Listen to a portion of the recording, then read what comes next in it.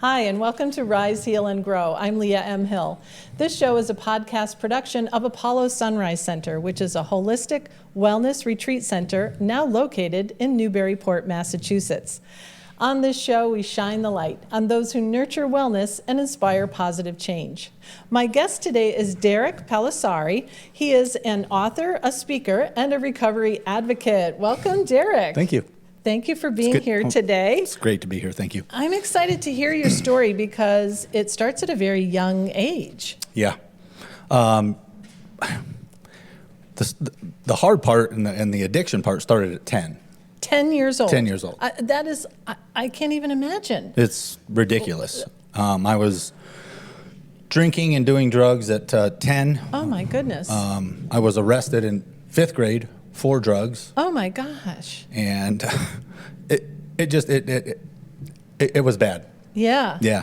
It was definitely not a lifestyle that I wanted for my kids. I mean, when my daughter got to be 10 years old, I was just praying that she would not follow in her father's footsteps. Yeah, and that must have been so scary. Yeah.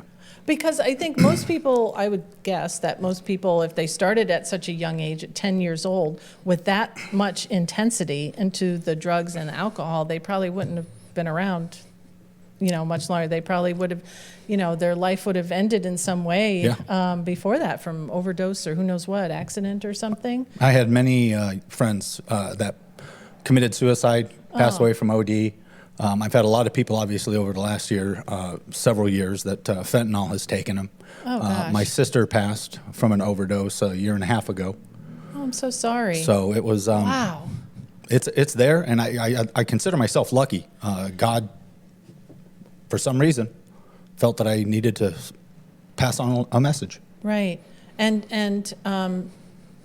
how you coped through all that from 10. I mean, the skills that a 10-year-old has are like no skills at all to like learn how to cope with life. But what was going on in your life?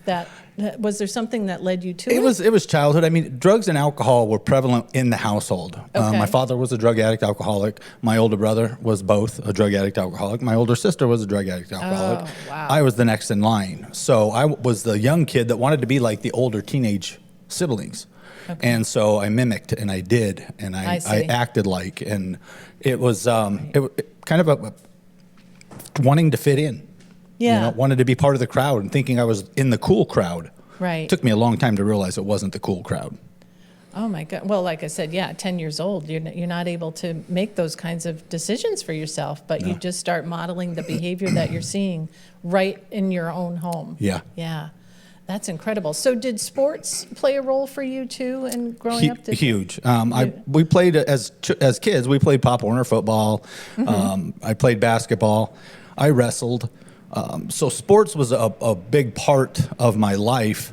It wasn't until high school that I realized I was a good athlete. Okay. In high school, I was stood out. I wasn't the best, but I stood out from most of the other kids. I started playing varsity football as a freshman. They called me up as a freshman.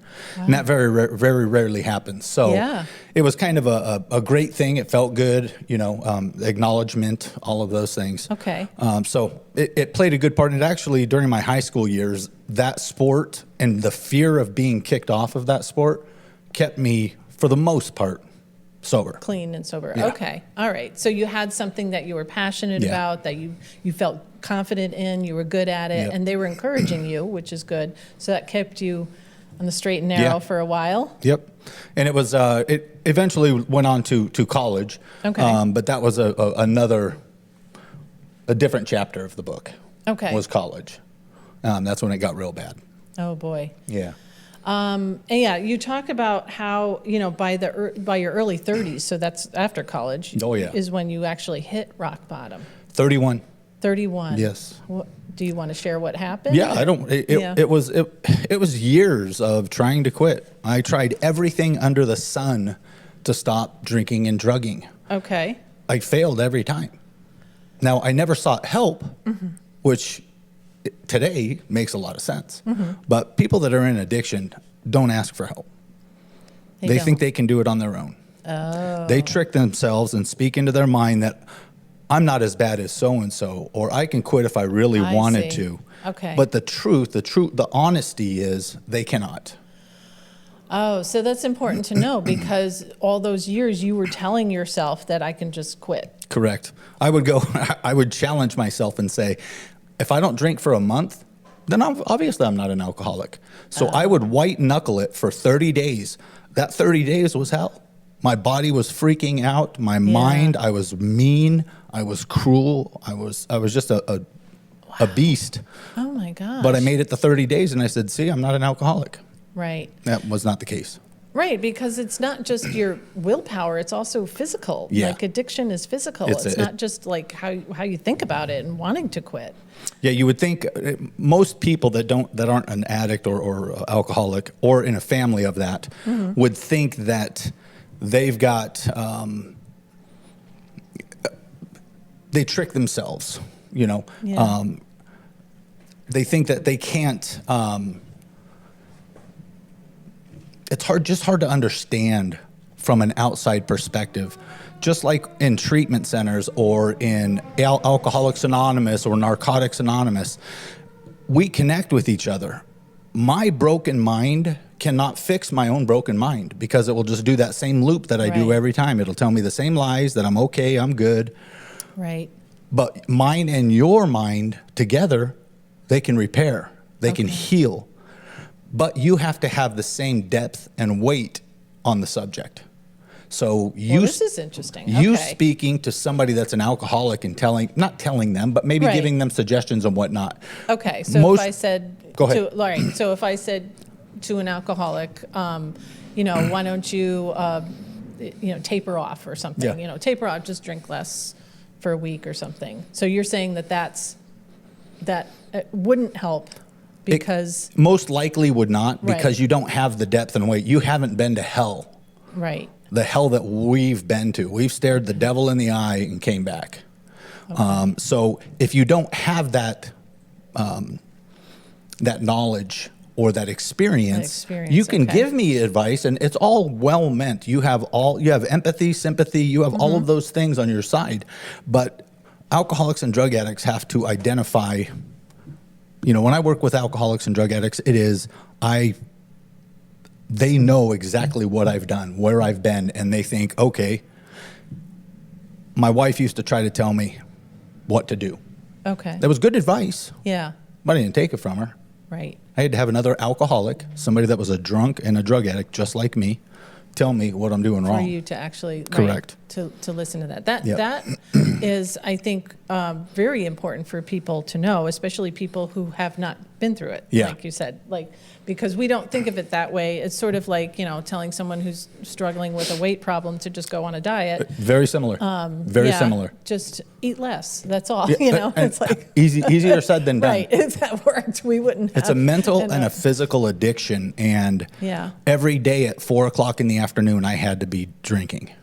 Okay. I tried not to drink all day, but by 4:00, my mind and my body I told myself multiple lies, and I drank every day for years. Wow. And, I was drinking at the end toward 30 beers. I was a Bud Light guy. Wow. And I drank 30 beers a night. You were right. So even the thought of I'm just going to drink at 4:00 and have 1 or 2 or something, I would have had 30 by the time I went to bed or 30. Passed out. Wow, that's amazing. So when you got so what happened when you got sober at 31? So that was 31 when you were 31 years old. People think it is great that somebody gets sober. It's fantastic, but the hard part is actually just beginning. Oh. So the easy part is the drinking and the drugging and putting that away. That's easier than trying to live life on life's terms.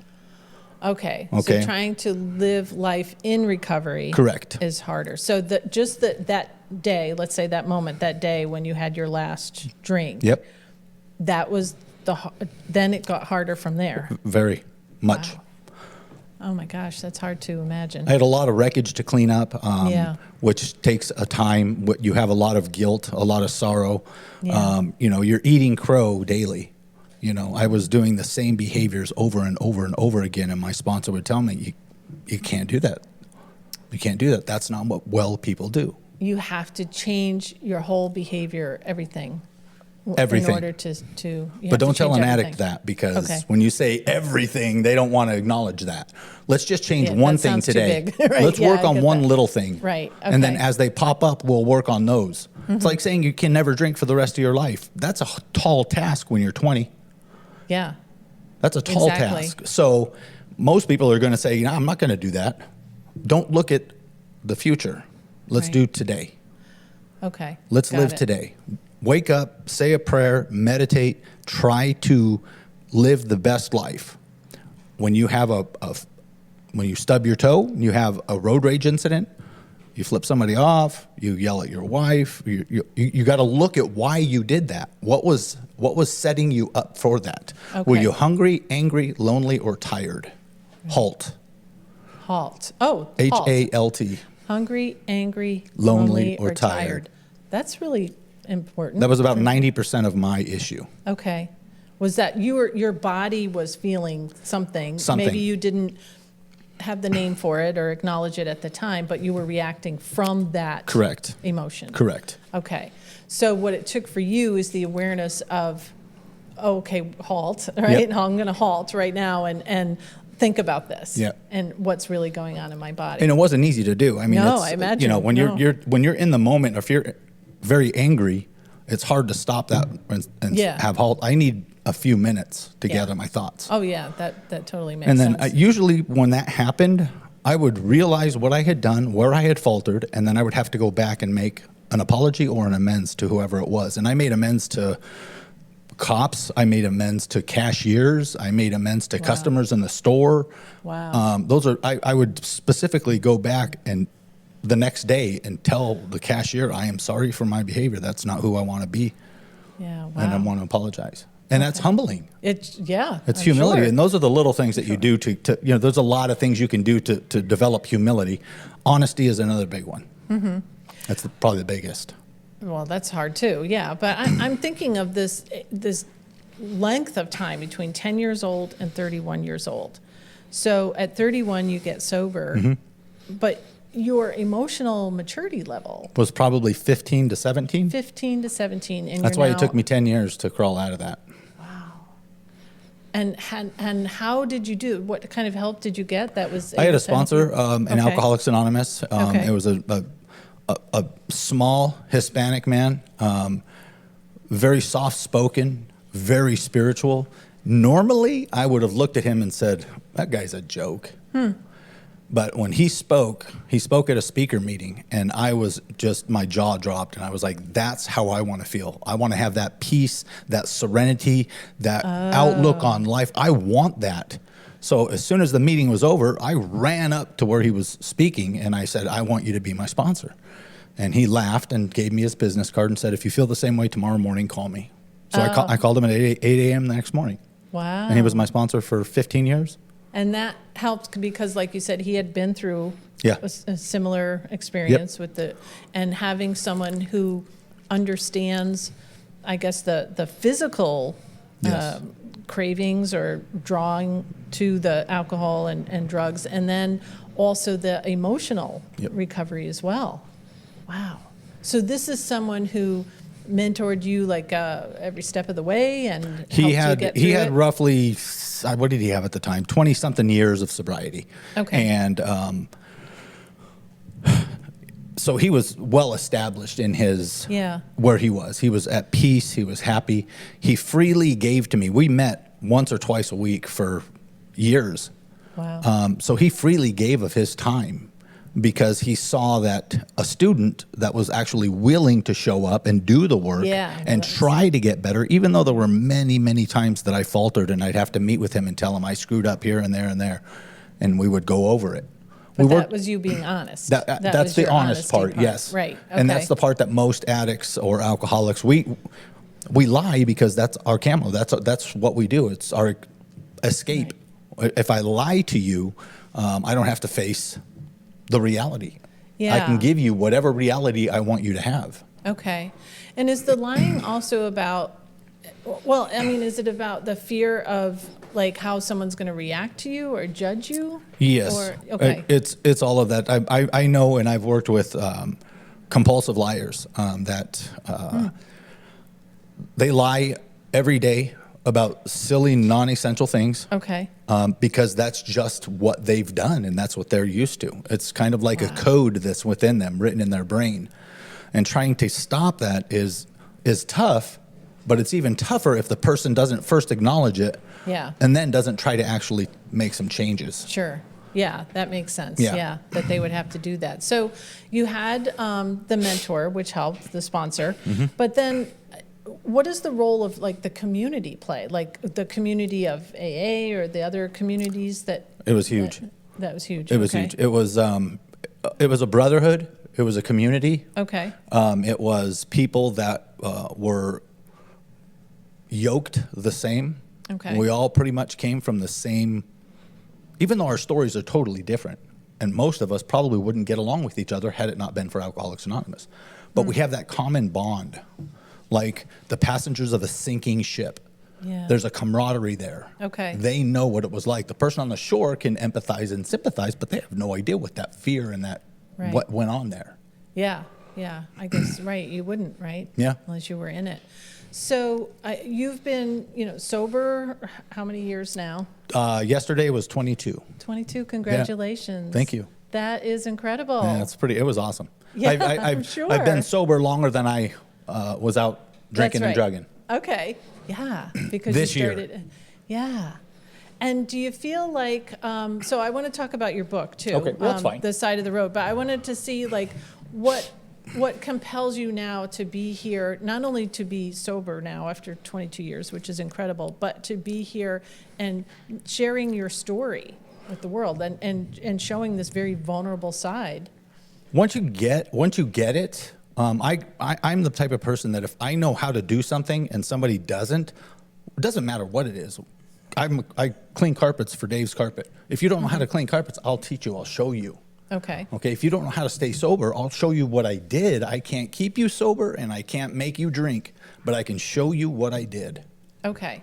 So it's the impulse to just help one other person. That's it. That's just helping some other person. It's not even an impulse. It's a desire. It's a design of living because I've always wanted to be helpful. I feel now that with all of the things that I've been through in my life, I could have never written this book in my 20s or my 30s because it would have been all a mess. It would have been puke all over the book. Yeah. I had to have some time to look back and see what I did and confess what I did in the book. And be really honest. Yeah. It's not it's not for me. The honesty wasn't necessarily for me. It is designed to show others that it can be done. Okay. Even if I haven't gone down as far as you. Right. Some people get off on the first floor. Some people get off on the 50th floor. Right. It depends how far you want to go. Okay. So your book is called The Side of the Road. Yes. And how did it start? Like what prompted you to even put it down in a book? It started when I first got sober. Journaling was an outlet. Yeah. It was a lot of anger and a lot of that mess that I just mentioned because that's all I had early sobriety. And I stayed with that for several years.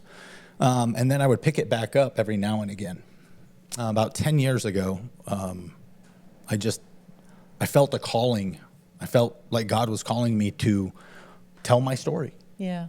And show how you have been saved. Show how you have been delivered. Show how you've been redeemed.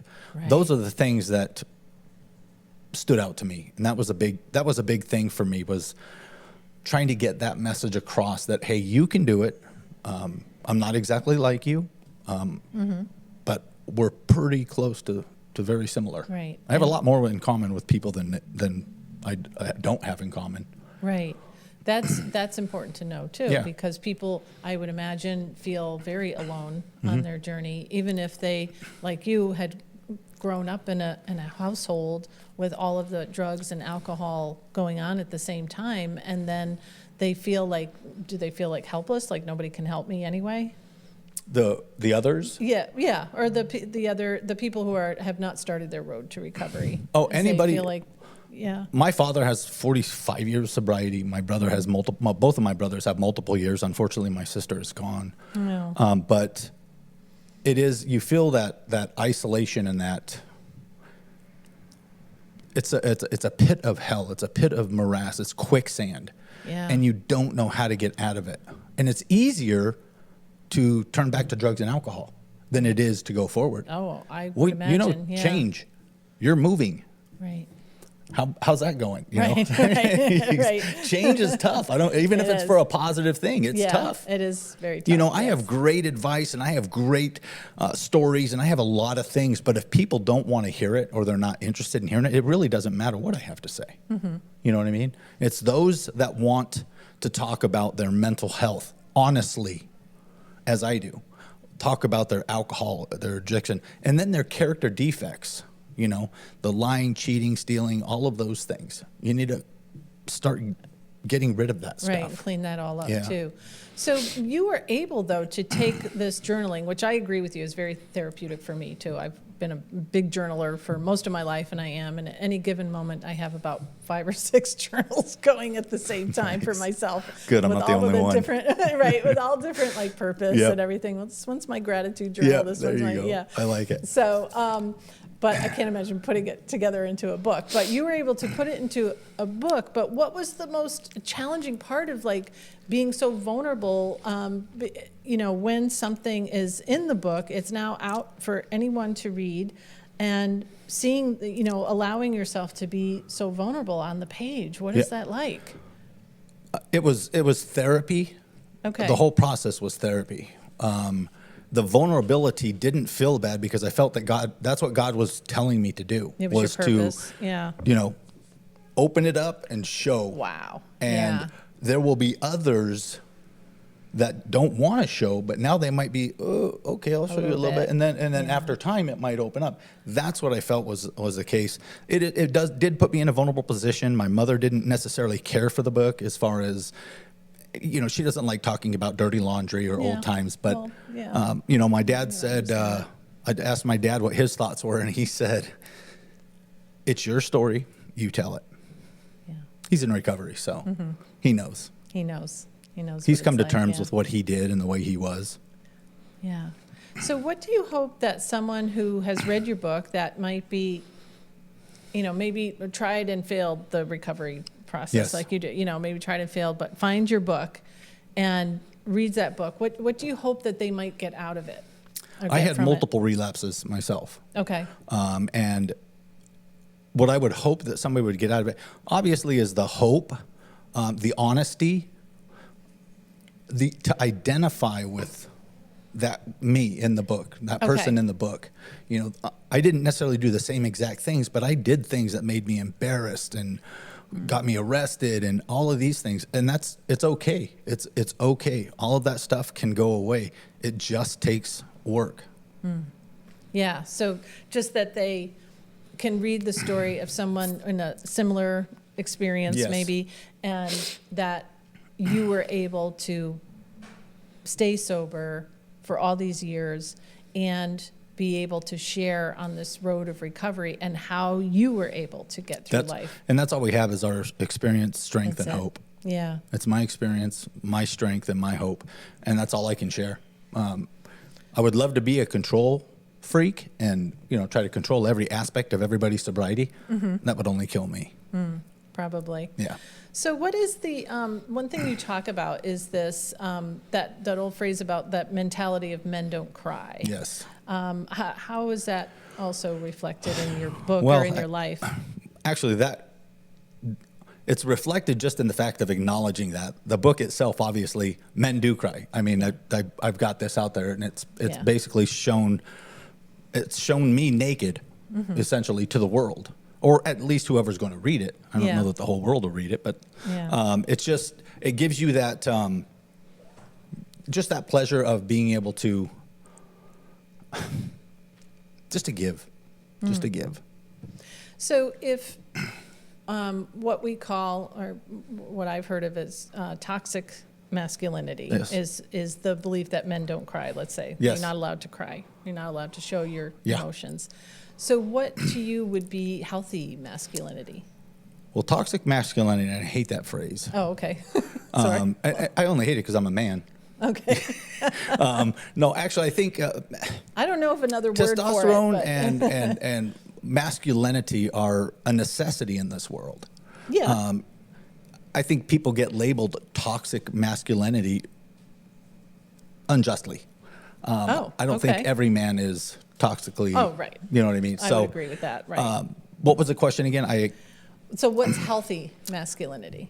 Healthy masculinity is, it's hard to explain and it's hard to get somebody else to understand it. Mm-hmm. It is reaching a point in your life where your peace and your happiness are most important.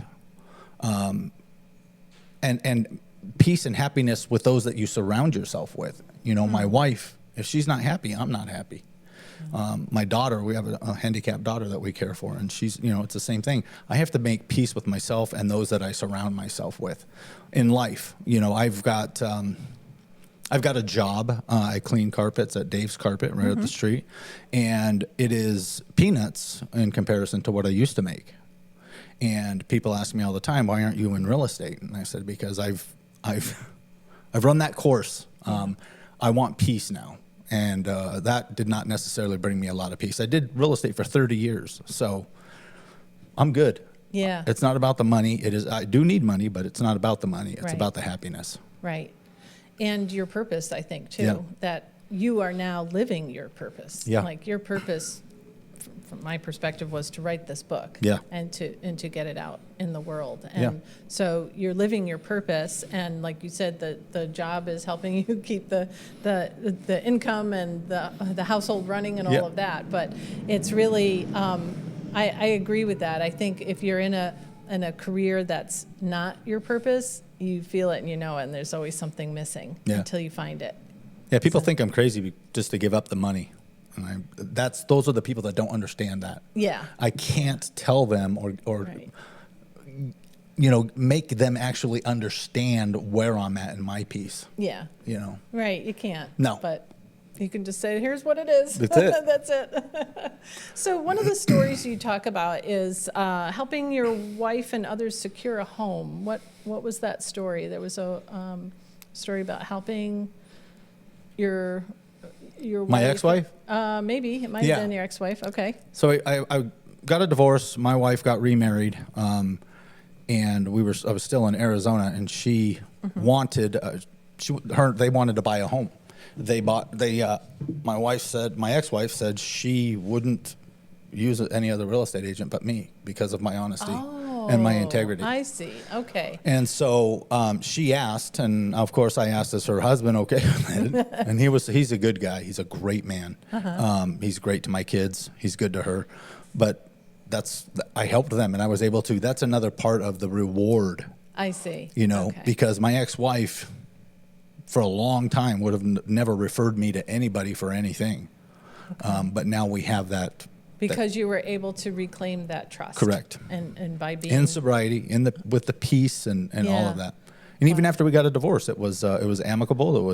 We still talk on the phone, and I enjoy that. I would rather do that than fight. Well, I'd say that's pretty amazing. Yeah. That's quite an accomplishment. Yeah. Yeah.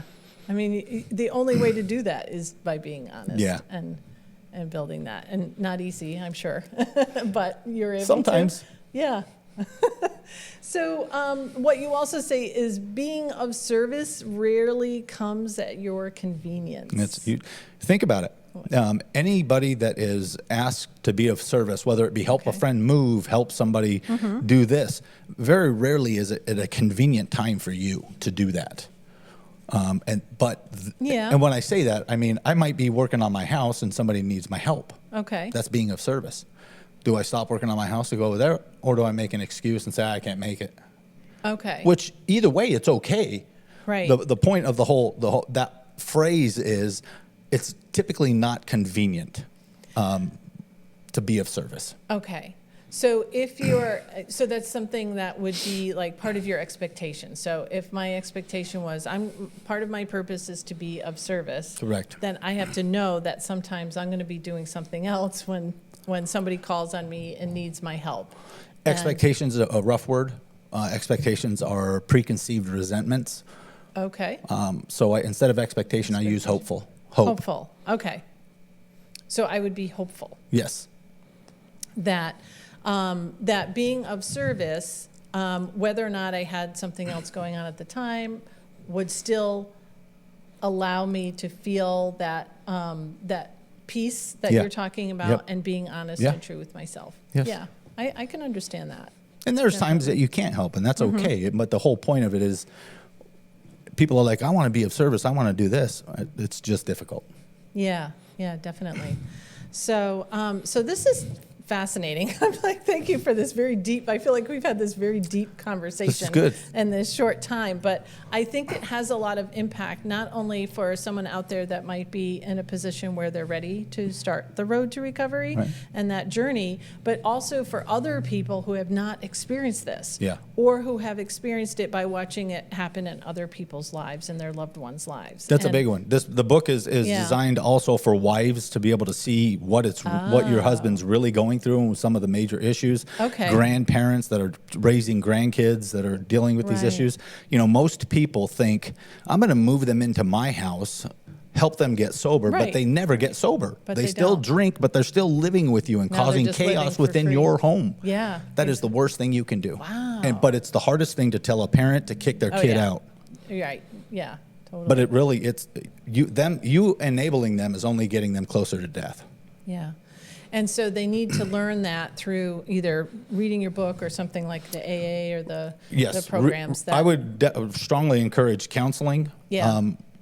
Every addict and alcoholic will tell you they don't need counseling. I promise you they will say that.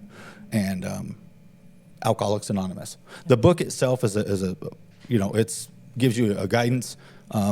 Reach out to me. I'm all about communication with people that read it or people that want help or want suggestions or just want to vent.